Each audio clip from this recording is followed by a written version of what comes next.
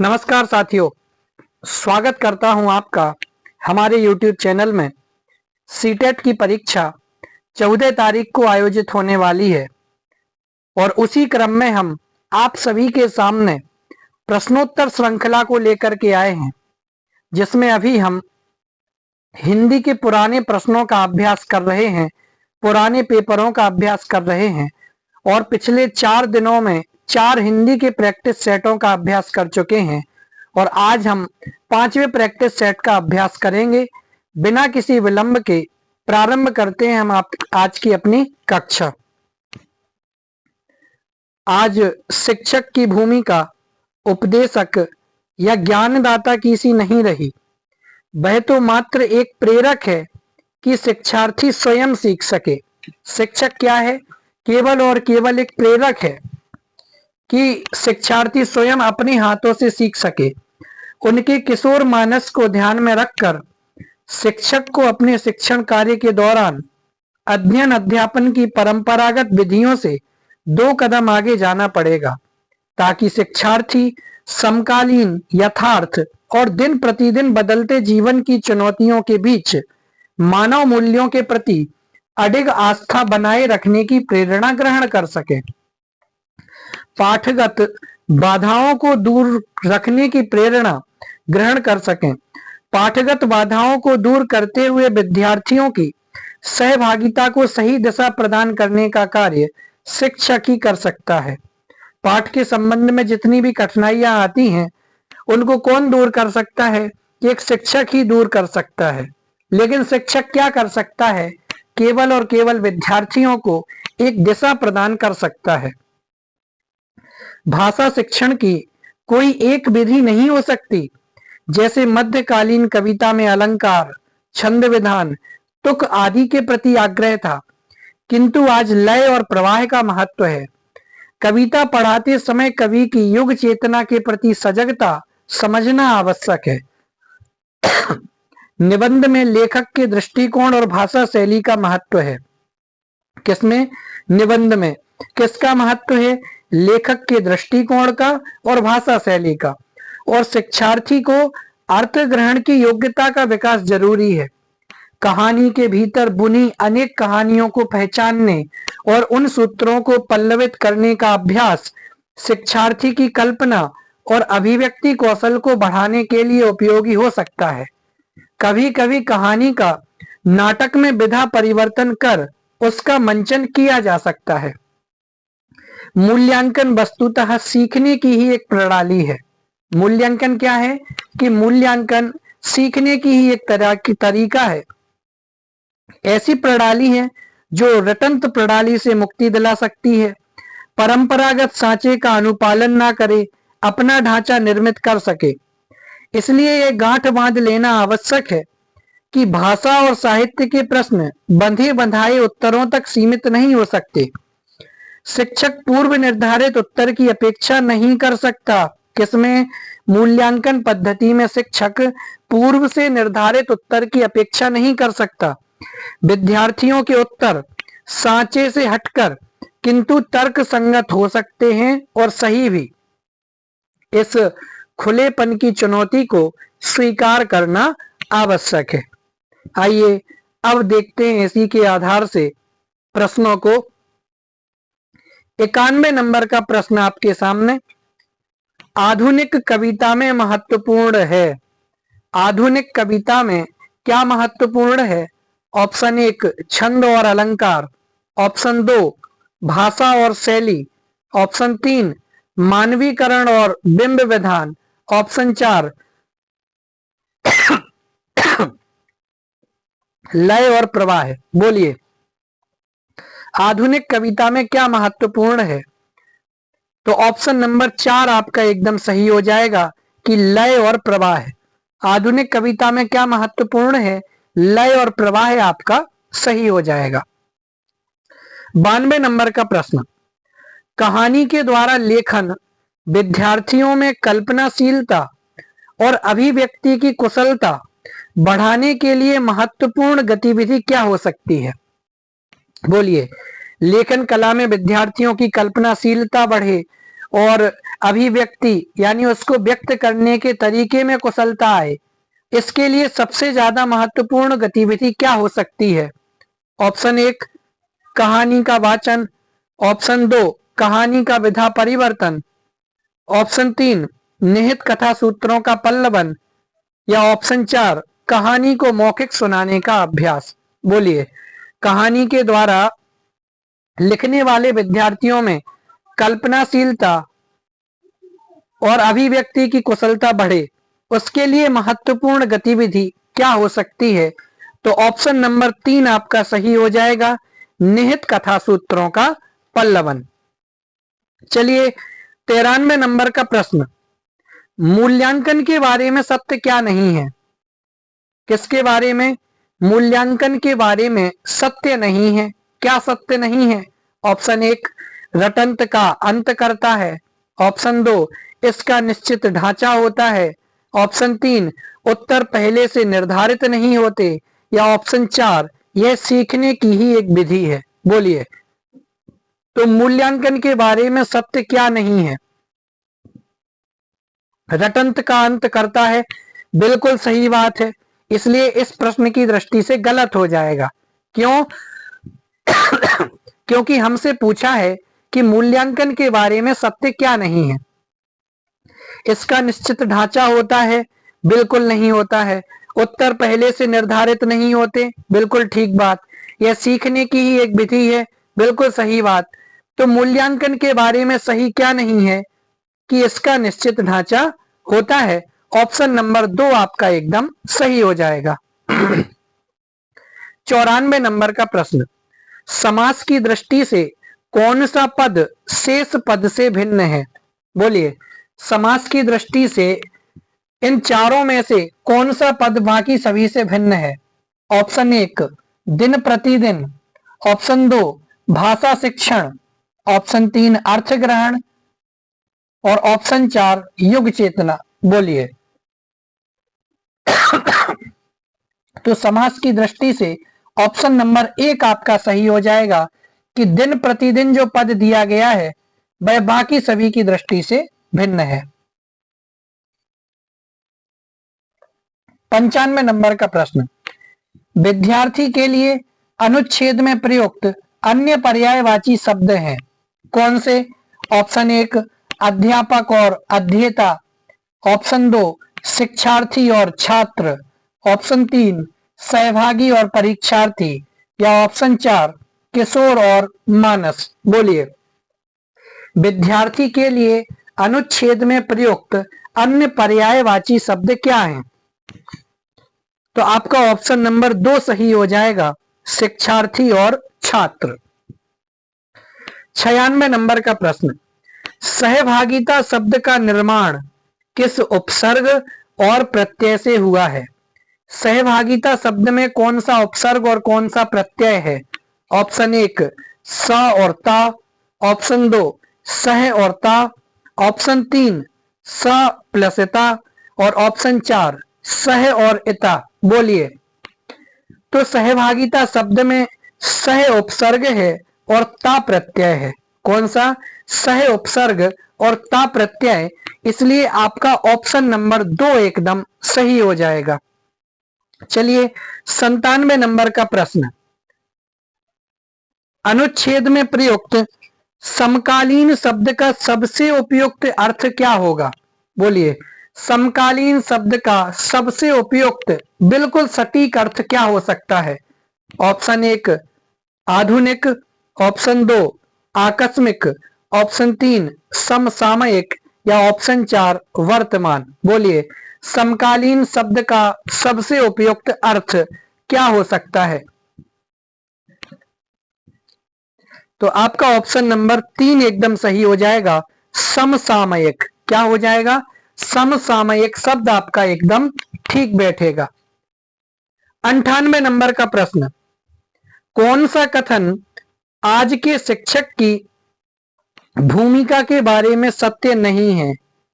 नहीं पूछ रहे हैं, आज के शिक्षक की भूमिका के बारे में सत्य नहीं है। ऑप्शन 1 शिक्षक प्रेरक है, ज्ञानदाता नहीं, ऑप्शन 2 परंपरागत शिक्षण विधियों को छोड़ा नहीं जा सकता। ऑप्शन 3, शिक्षक विद्यार्थियों की सहभागिता सुनिश्चित करता है। या ऑप्शन 4, मानव मूल्यों पर उसकी आस्था अडिग होती है। बोलिए, तो आज के शिक्षक की भूमिका के बारे में कौन सा कथन सही नहीं है? तो ऑप्शन नंबर 2 एकदम सही हो जाएगा कि परंपरागत शिक्षण विधियों को छोड़ा नहीं जा सकता, क्योंकि समय के साथ तो सभी गतिविधियों में, सभी विधियों में बदलाव आता है, तो हमें अपनी परंपराओं को भी छोड़ना पड़ेगा। तो जो पहले परंपरागत शिक्षण विधियां चली आ रही थी, उसमें आज के समय में भी अनेक प्रकार के परिवर्तन देखने को मिल सकते हैं। चलिए 99 नंबर का प्रश्न, शिक्षक से किस प्रकार की बाधाएं दूर करने की अपेक्षा की गई है? किससे? शिक्षक से किस प्रकार की बाधाएं दूर करने की अपेक्षा की गई है? ऑप्शन 1, पाठ पढ़ाते समय आने वाली। ऑप्शन 2, पाठ प्रस्तुति से संबंधित। ऑप्शन 3, पाठ के भीतर से उभरने वाली। या ऑप्शन 4, पाठ्यक्रम से जुड़ी हुई। बोलिए, शिक्षक से किस प्रकार की बाधाएं दूर करने की अपेक्षा की गई है? तो आपका ऑप्शन नंबर 3 सही हो जाएगा, पाठ के भीतर से उभरने वाली। यानी पाठ के पढ़ते समय या पाठ से संबंधित जो उसमें विषय है उसमें बच्चों को क्या क्या तकलीफ आ रही है, तो पाठ के भीतर से उभरने वाली बाधाओं को दूर करने की अपेक्षा की गई है। चलिए अब एक गद्य पद्यांश आपको दिया गया है 100 से 105 तक के प्रश्नों के लिए, उसको पढ़ते हैं।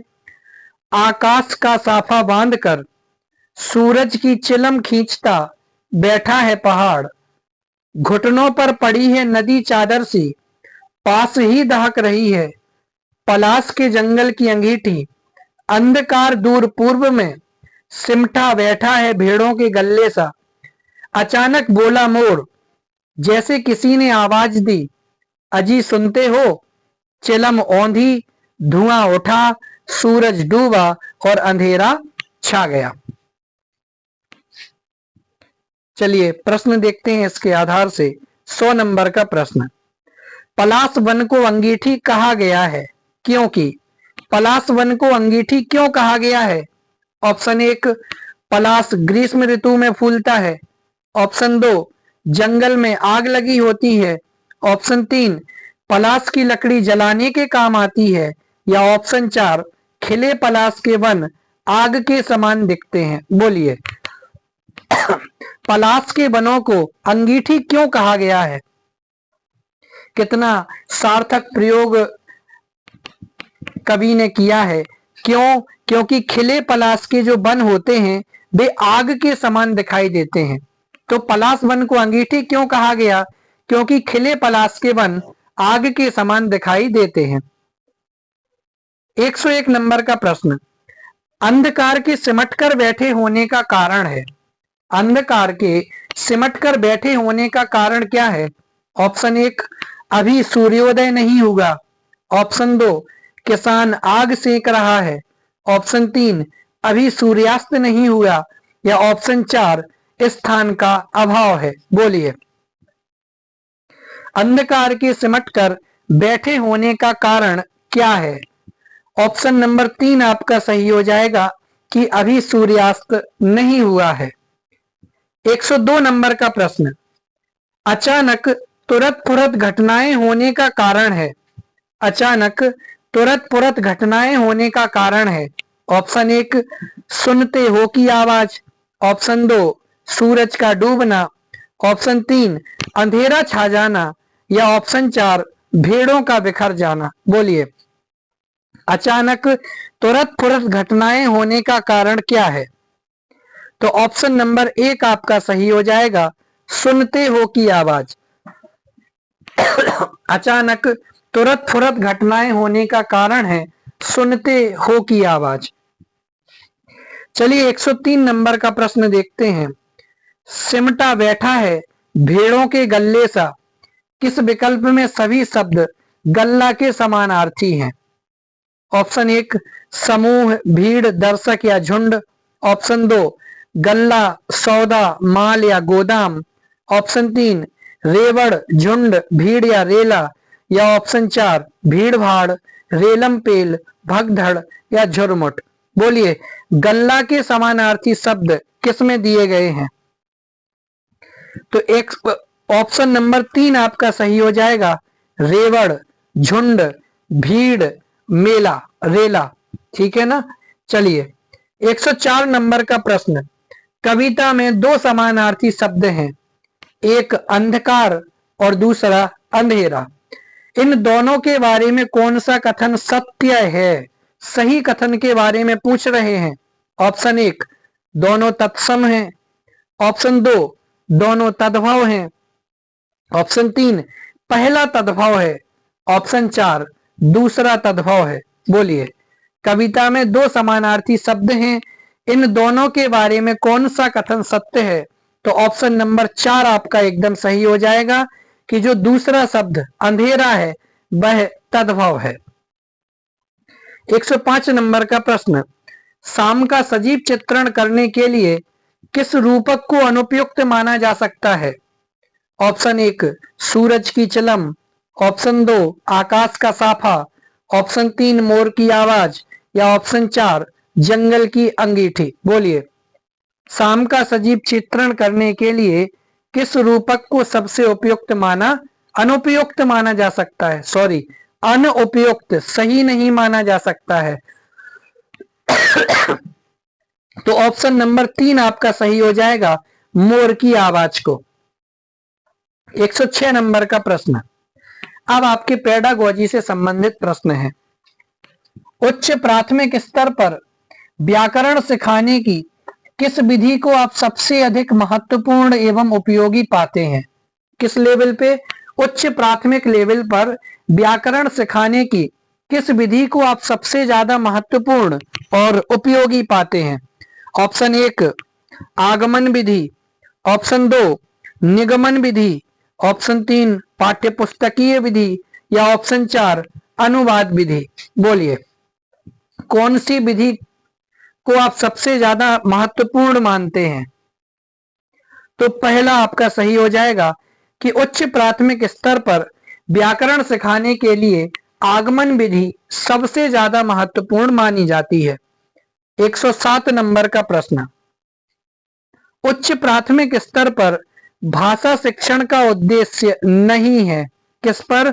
उच्च प्राथमिक स्तर पर भाषा शिक्षण का उद्देश्य नहीं है। क्या नहीं है? ऑप्शन 1 निजी अनुभवों के आधार पर भाषा का सृजनशील प्रयोग, ऑप्शन 2 भाषा के व्याकरणिक बिंदुओं की परिभाषाओं को जानना, ऑप्शन 3 भाषा की बारीकी और सौंदर्य बोध को समझने की क्षमता का विकास, या ऑप्शन 4 विभिन्न साहित्यिक विधाओं की समझ का विकास। बोलिए उच्च प्राथमिक स्तर पर भाषा शिक्षण का उद्देश्य नहीं है। ऑप्शन नंबर 2 आपका एकदम सही हो जाएगा, भाषा के व्याकरणिक बिंदुओं की परिभाषाओं को जानना। 108 नंबर का प्रश्न,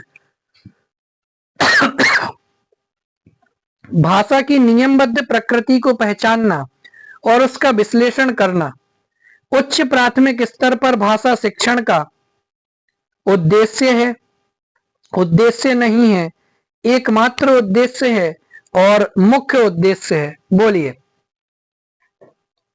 तो आपका ऑप्शन नंबर 1 सही हो जाएगा कि भाषा की नियमबद्ध प्रकृति को पहचानना और उसका विश्लेषण करना उच्च प्राथमिक स्तर पर भाषा शिक्षण का एक उद्देश्य है, मुख्य उद्देश्य नहीं है, एकमात्र उद्देश्य नहीं है, और उद्देश्य नहीं हो ऐसा भी नहीं है।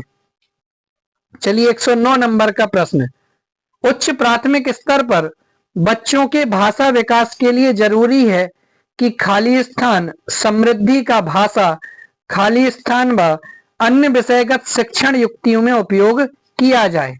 किसमें? ऑप्शन 1 साहित्य और कला, ऑप्शन 2 कलात्मक और साहित्य, ऑप्शन 3 भाषिक और साहित्य, और ऑप्शन 4 परिवेश और भाषिक। बोलिए तो ऑप्शन नंबर आपका 3 एकदम सही हो जाएगा, भाषिक और साहित्य।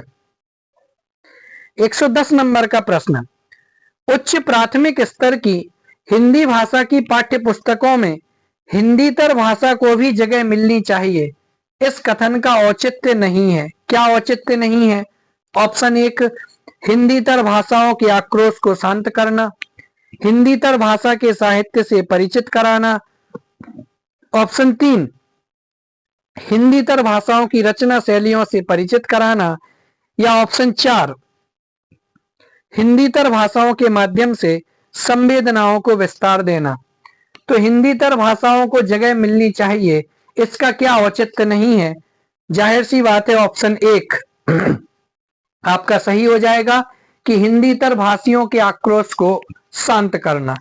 चलिए 111 नंबर का प्रश्न, विद्यार्थियों की पढ़ने में रुचि जगाने एवं भाषा के ज्ञान में वृद्धि के लिए पाठ्य पुस्तक के अतिरिक्त क्या करना चाहिए? ऑप्शन 1 शैक्षिक भ्रमण का अधिकाधिक आयोजन किया जाना चाहिए, ऑप्शन 2 पाठ्यचर्या सहगामी क्रियाओं का अधिकाधिक आयोजन किया जाना चाहिए, ऑप्शन 3 समाचार पत्र पोस्टर का निर्माण करवाया जाना चाहिए, या ऑप्शन 4 पठन सामग्री विकसित की जा सकती है।